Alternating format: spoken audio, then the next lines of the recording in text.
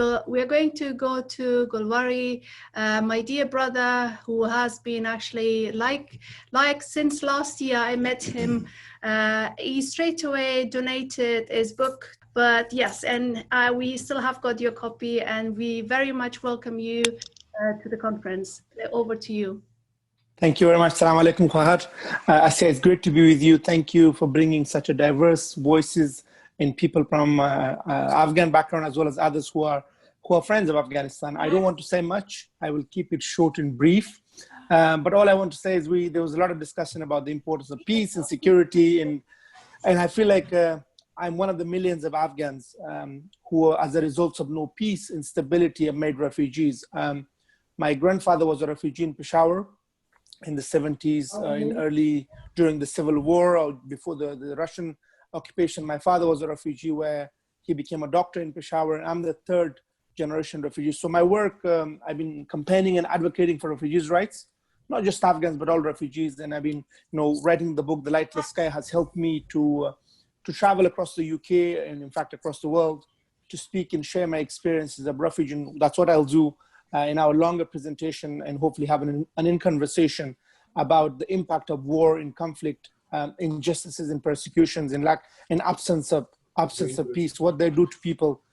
We have about 5 to 6 million internally displaced Afghans and retainees from Iran and Pakistan, and we have about 3 to 5 million Afghan refugees across the world. So I hope we will find solution to this. And I think there's been a lot of discussion about different systems of governance. To be honest, majority of Afghans, they want to be able to provide for themselves and their families. They want to live in peace. They don't really care what kind of governance we want. But I, as an Afghan, I grew up under the Taliban, and I don't want to go back to that. One of the speakers mentioned about a federal system. I believe that wouldn't work in Afghanistan. And I think we need to continue on the path of strong governance and accountability, and a system where people, powerful people are made accountable. And so I believe I, as a Pashtun from Eastern Afghanistan, don't want the Taliban to come back to power the way they did. And I think I am a strong supporter of the current system, even though it's flawed. There's a lot of issues with it. There's a lot of challenges around corruptions and warlordism and so on and so forth. But it's the best we have, and we need to support the Republic values. And I think it's high time, and it's very important. My passion is all around social justice and human rights. And I hope, we find some solution through conversation and dialogues. I mean, we don't have to agree on everything, but we need to be able to sit around a table, have a discussion, have disagreements respectfully, not go to war, not create conflicts and violence for the benefits of other people. Afghans have been bleeding for years. We have lost millions of our citizens to the war.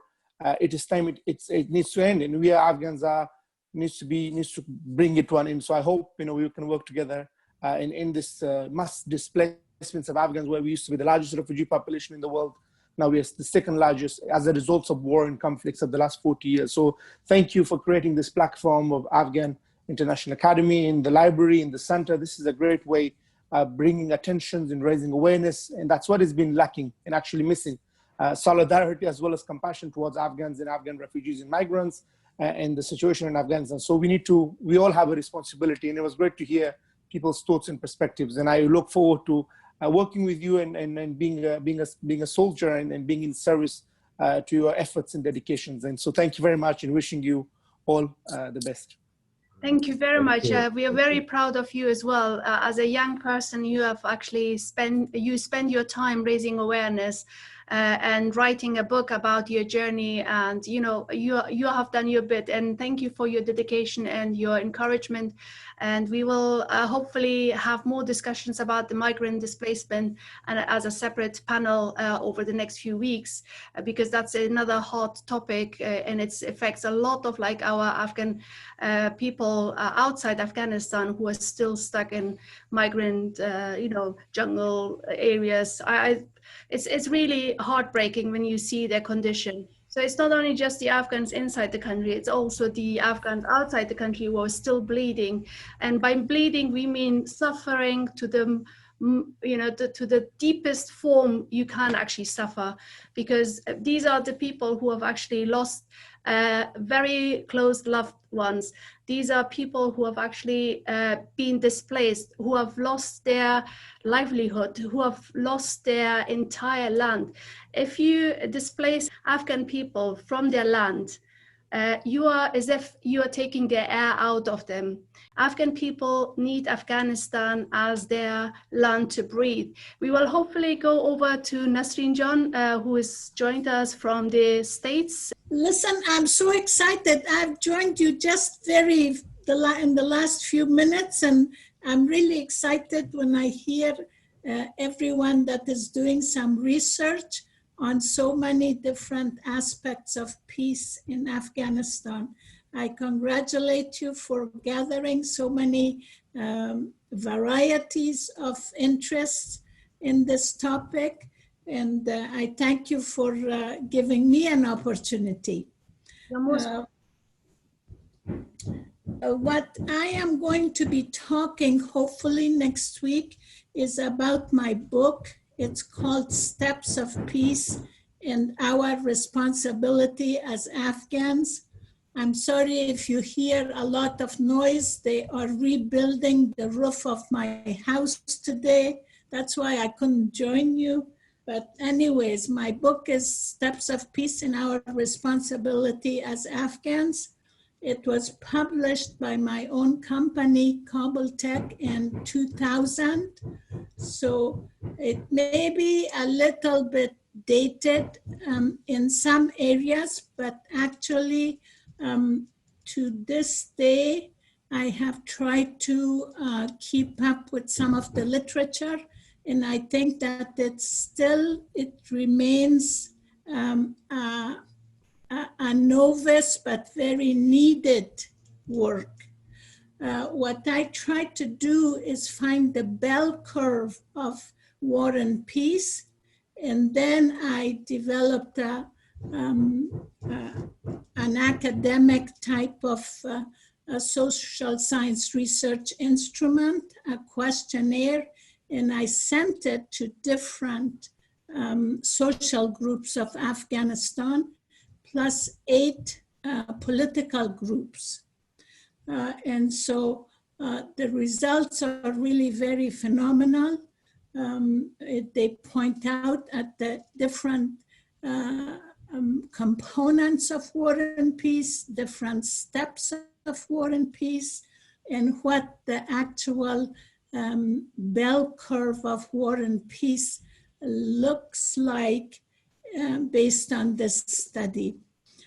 We also include some appendices on ways of mediation, other ways of getting to yes or win-win, and other components that are pertinent to either culture of war or a length of war, or what happens to societies based on the length of war.